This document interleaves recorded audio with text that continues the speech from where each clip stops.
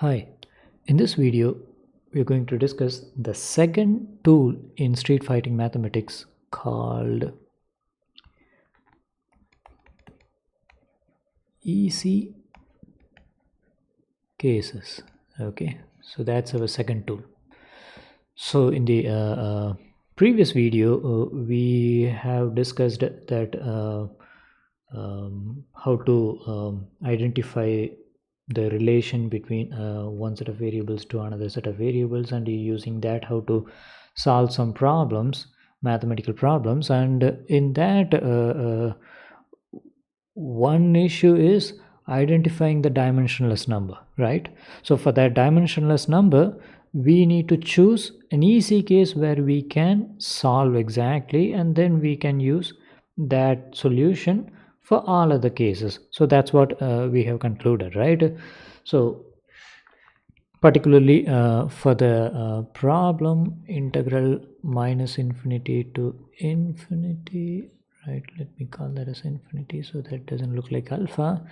So e to the power of minus alpha x square dx. Okay, so this is the problem, and we have obtained the solution is like c by root alpha, right? So how to calculate c? So the easy case is put alpha is equal to 1 and solve it. Okay, so even solving for alpha is equal to 1 is not an easy thing.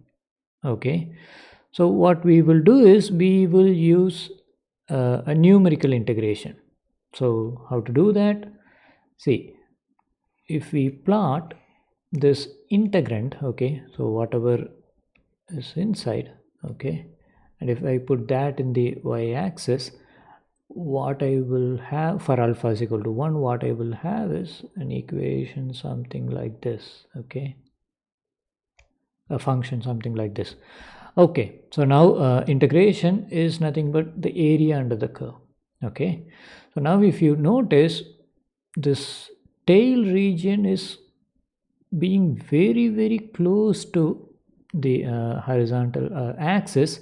So if we go further and further, it's not going to contribute any area.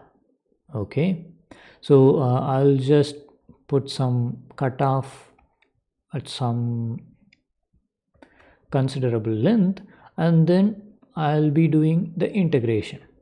Okay, and that integration which I will be doing is numerical integration. Okay, so what is that? I will just discretize this region into some trapezoids. Okay, and then I will calculate what is the area of these trapezoids. Okay, and if I do that, I will roughly get the area. Okay, so for some region people have calculated, and for taking for sufficient length, for taking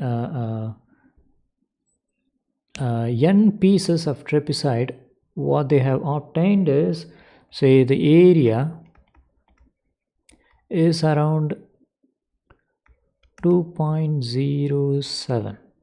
okay, can we conclude it whether this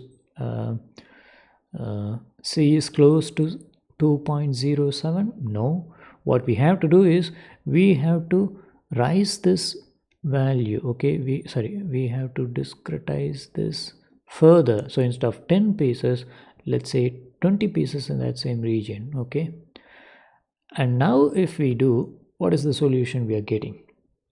And we will get 1.7726 something. Okay, and can we conclude this will be C? No, we still have to go further, and if we go further, what we will get is 1.7724 something. Okay, so it seems like there is nothing much improvement. If there is nothing much improvement, then it means we are very close to the exact solution. Okay, so the C value is something like 1.7724 something something. Okay, so what could be that value? Okay, um see, at this point, I want you to know, you should remember certain numbers, or you already know certain numbers. For example, if I ask you what is root 2, you will not use calculator. You immediately say that will be like 1.414 something something. That something something you do not know, but at least you know what is root 2 up to this number of digits, right? And similarly, for 1 by root 2, you will immediately say that it will be like 0.707 something something, right? What about root 3? It is like 1.732 something something, right? Right, now let's see, let's compare this root 3.